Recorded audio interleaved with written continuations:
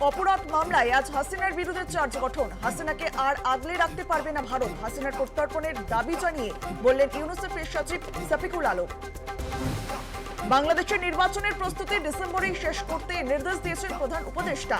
আইন শৃঙ্খলা পরিস্থিতির উপরও জোর দিতে বলেছেন তিনি, জানালেন ইউনিসেফের সচিব শফিকুল আলম। ৪২ দিন পর বাড়ি ফিরল ইসলামপুরের নাবালক। মহেশতলার কারখানায় উল্টো করে ঝুলিয়ে অত্যাচারের ঘটনার পরই নিখোঁজ ছিল ওই নাবালক। মহেশতলার আক্রান্তেই আটকে রাখা হয়েছিল তাকে। আত্মীয়ের চিকিৎসা করাতে এসে সস্ত্রীক দাদাগিরির অভিযোগ কাঞ্চন মল্লিকের বিরুদ্ধে। ট্রপিক্যাল মেডিসিন হাসপাতালের চিকিৎসকের সঙ্গে দুর্ব্যবহার। উত্তরপাড়ার বিধায়কের নামে স্বাস্থ্য ভবনে অভিযোগ দায়ের। নীতি আয়োগের বার্ষিক রিপোর্টে বিভ্রান্তি। পশ্চিমবঙ্গ সংক্রান্ত রিপোর্টে বিহারের মানচিত্র ব্যবহার। প্রতিবাদ জানিয়ে নীতি আয়োগের ভাইস চেয়ারম্যানকে চিঠি মুখ্যমন্ত্রী মমতা বন্দ্যোপাধ্যায়। কোনো সাধারণ ত্রুটি নয়, বাংলার পরিচয় ও মর্যাদার অপমান করা হয়েছে এই মানচিত্রের মাধ্যমে।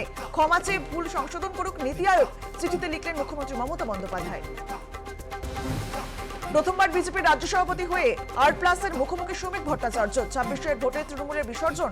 নতুন পুরনো সকলকেই নিয়ে চলবো, দিলীপ ঘোষ পার্টির সম্পদ, অকপট শ্রমিক ভট্টাচার্য। রাজ্য জম্মু কাশ্মীরের মুখ্যমন্ত্রী ওমর আব্দুল্লাহ। আজ নবান্নে মুখ্যমন্ত্রী মমতা বন্দ্যোপাধ্যায়ের সঙ্গে সাক্ষাৎ।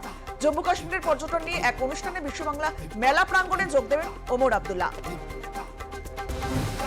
নিয়োগ বিতর্কে ডিভিশন বেঞ্চের প্রশ্নের মুখে এসএসসি ও রাজ্য সরকার। এসএসসি কেন চাকরিহারা দাগিদের পাশে দাঁড়াচ্ছে, প্রশ্ন ডিভিশন বেঞ্চের বিচারপতিদের। নিম্নচাপ ঝাড়খণ্ডে সরলেও আজ রাজ্য জুড়ে চলবে বৃষ্টি। পুরুলিয়া, বাঁকুড়া, ঝাড়গ্রামে ভারী বৃষ্টির সম্ভাবনা রয়েছে। টানা বৃষ্টি ও ডিভিসি ছড়া জলে দক্ষিণবঙ্গের বেশ কিছু এলাকা জলমগ্ন।